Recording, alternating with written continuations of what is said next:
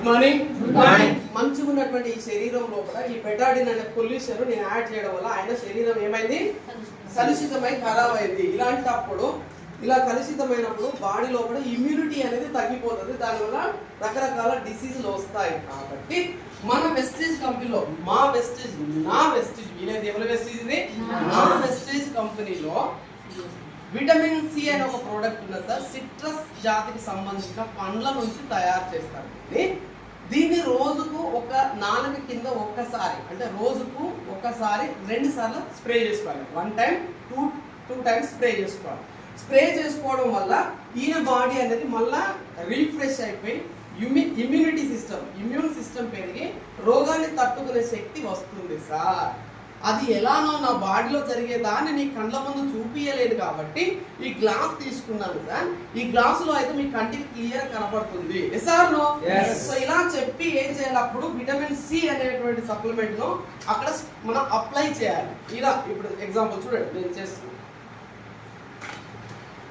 So ఇది ఇలా spray type ఉంటుంది సార్. మనం నాలుక కింద 2 సార్లు స్ప్రే చేసుకోవాలి. డైలీ 1 టైం 24 అవర్స్ వర్కౌట్ చేస్తాం. ఓకే. సో నేను ఏం చేస్తున్నానండి, షేక్ చేసుకొని ఈ వ్యక్తికి 1 2 సార్లు స్ప్రే చేసాం. సో 2 సార్లు స్ప్రే చేసిన తర్వాత అప్పుడు మనము ఈ యొక్క వాటర్ లోపలికి మనం చూడాలి. అప్పుడు ఏమైంది, చాలా క్లియర్ అయింది. ఒకసారి గట్టి క్లాస్ ఇద్దామా.